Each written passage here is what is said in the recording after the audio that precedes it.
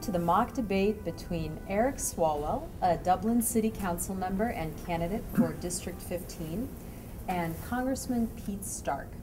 Or, in this case, someone we found who resembles Pete Stark, as the real Pete Stark is in hiding.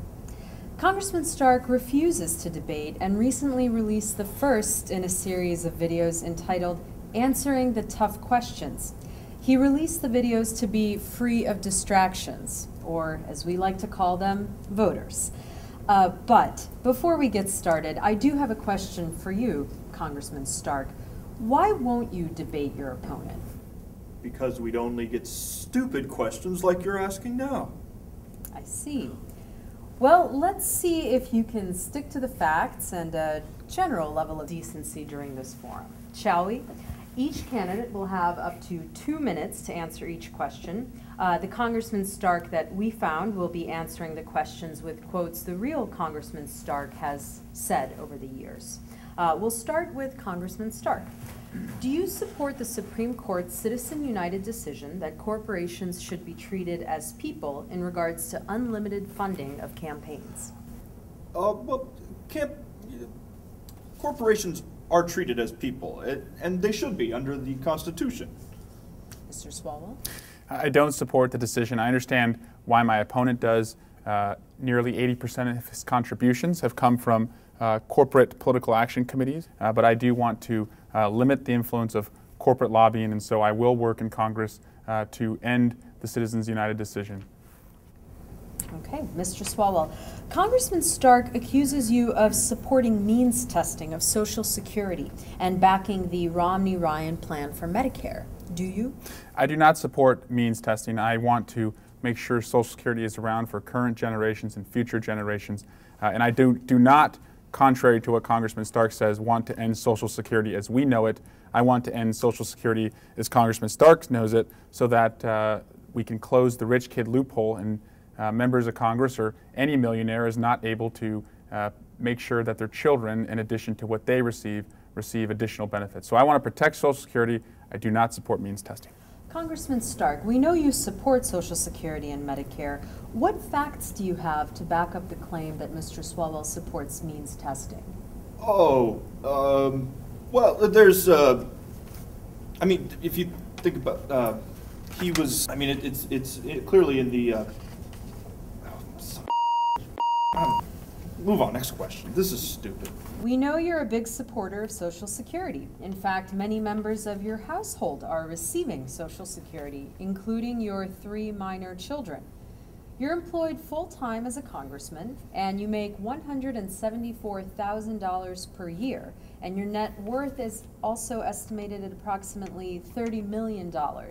How can you justify the fact that your 3 minor children are receiving Social Security benefits? Well, I've fought my entire career to protect Social Security from those who would dismantle it. I've been paying into the system for many years. And yes, like all Americans, my family and I intend to collect the benefits to which we are eligible. Okay, switching gears. Congressman Stark, you've lived in Maryland since 1987, and you aren't seen much in the district. Why don't you want to live with the people you represent?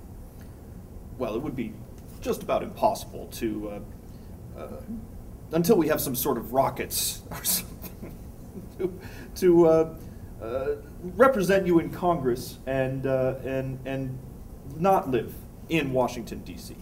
I believe those rockets are called airplanes, and they do a pretty good job of getting your colleagues back and forth between Washington and California.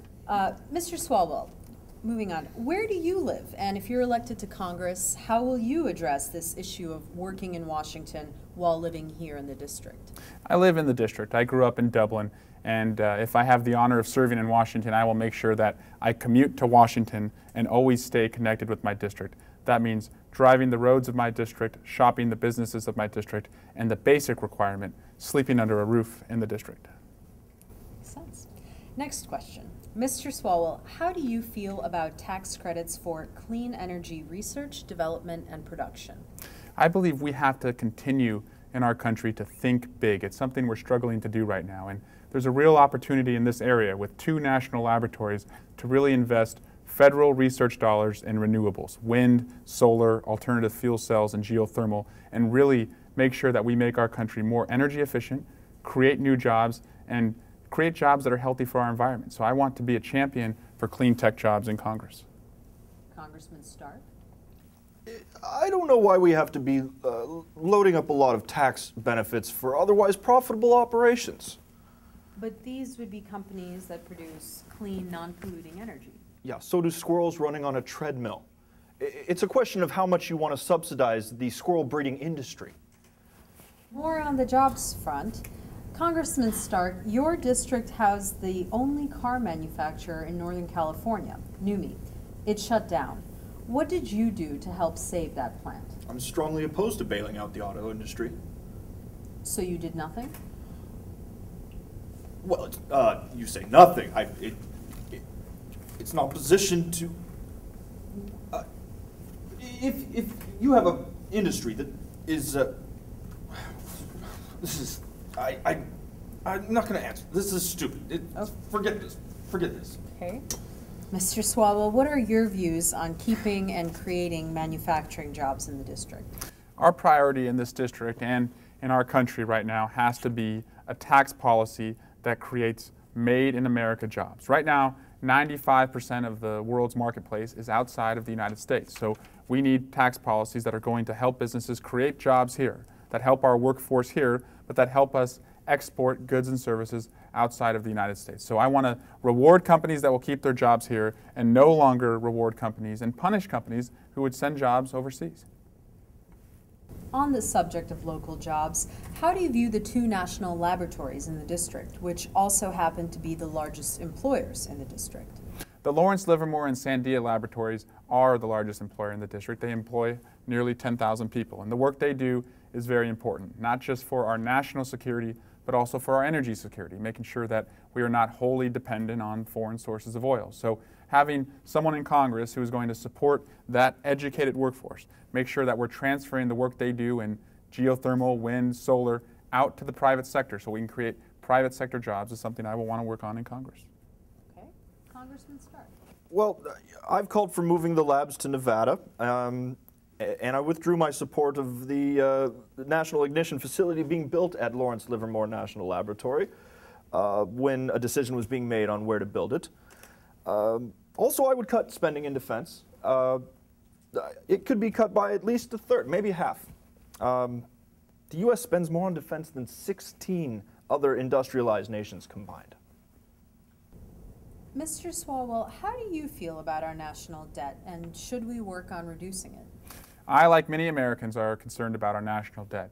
It continues to climb. It's over $16 trillion now. As a council member in Dublin, we have worked every year to balance our budget, only spend what we have without any layoffs or cuts to services. And I'll take that same mentality, that fiscal prudence, back to Washington, D.C.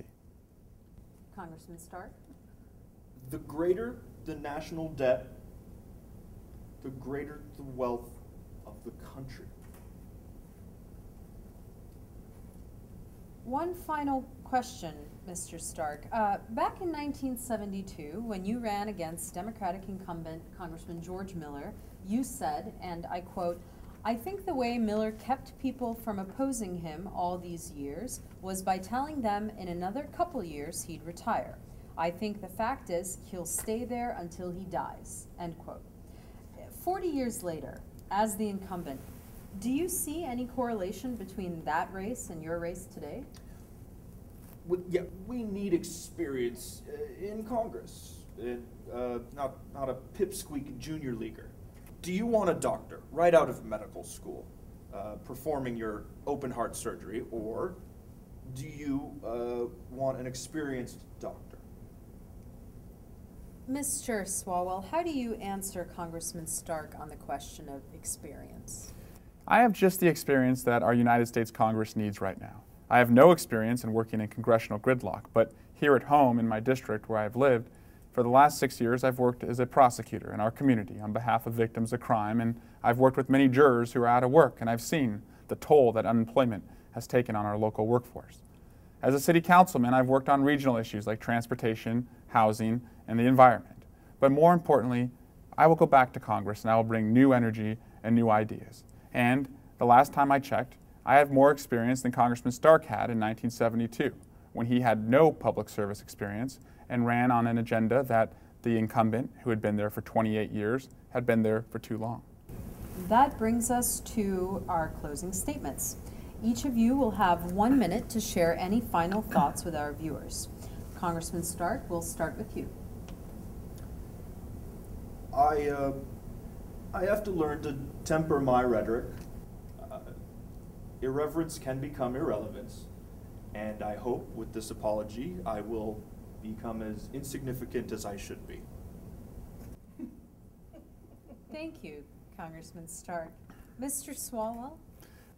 I'm running for Congress in the area where I grew up, an area that gave a lot to me, and an area where I want to give back by having a vision that looks forward, a vision that works to create new jobs in our area and clean, renewable energy sectors, an area where we upgrade our education system so that we can compete in this changing global economy. And I want to work to make sure we protect Social Security and Medicare, but we have to start doing this in a bipartisan way.